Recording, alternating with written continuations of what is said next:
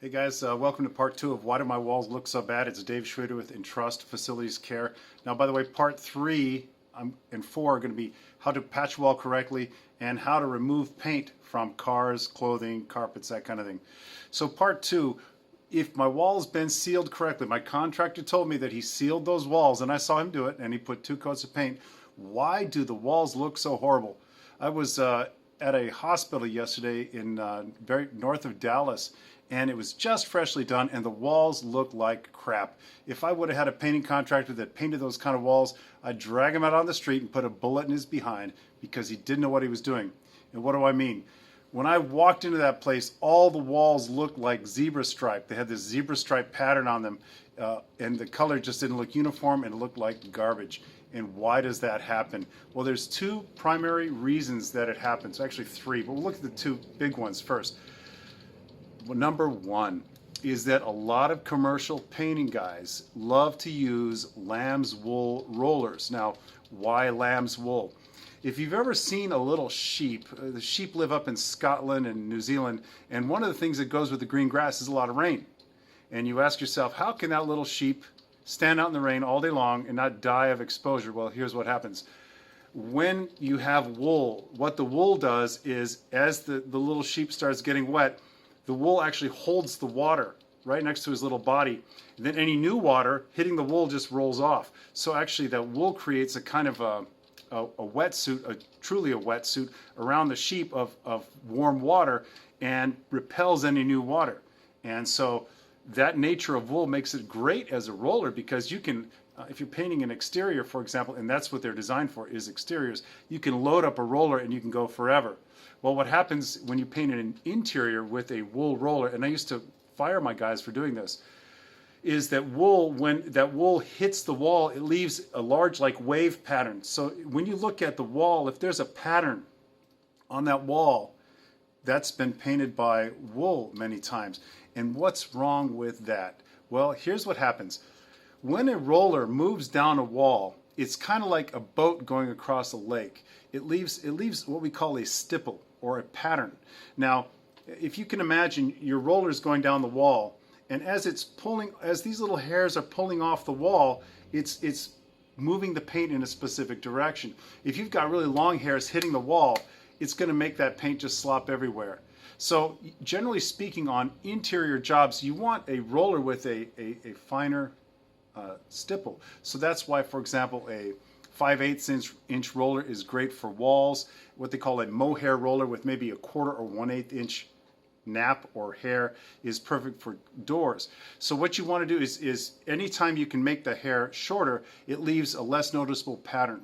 So that's number one, is that pattern is what you see when you look at the walls. Because remember, if you've ever been out on a lake, for example, and you're watching waves on a lake on a sunny day, the sun will reflect into your eyes in different amounts.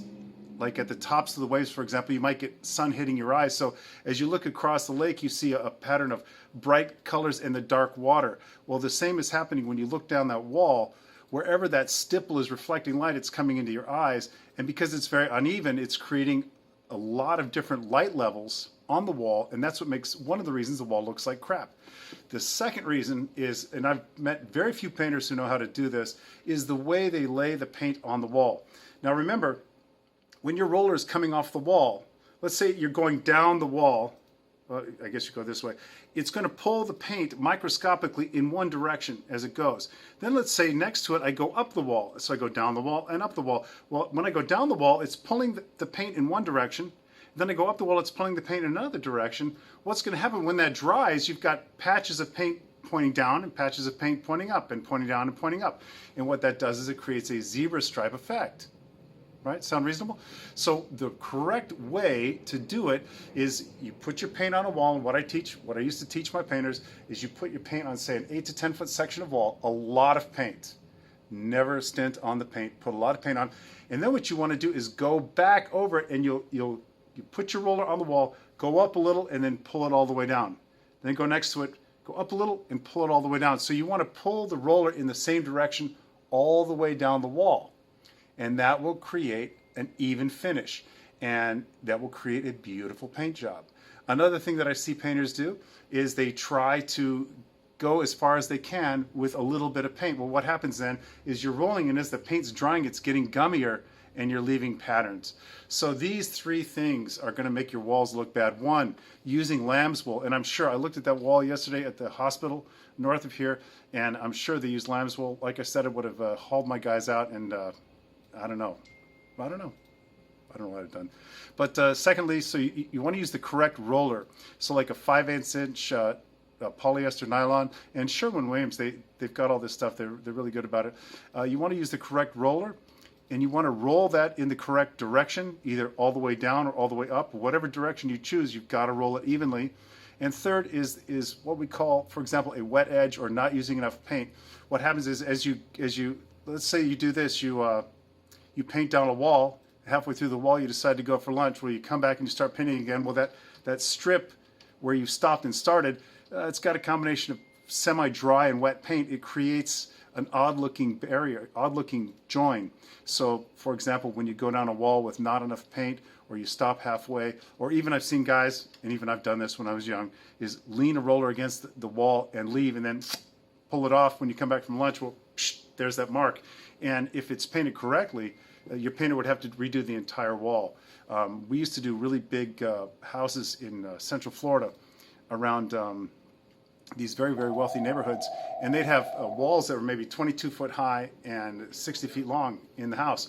And so you're doing a chocolate brown or a deep, deep red.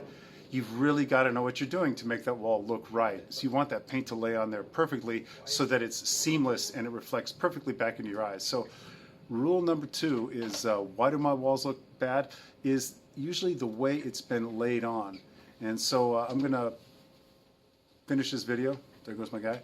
And I'll make another 2 videos about what we're going to talk about: patching walls, and finally removing paint stains. And I'll probably add a little bit about what's the difference in paint companies and what's the difference in paint quality. So I look forward to talking to you on those 2 videos.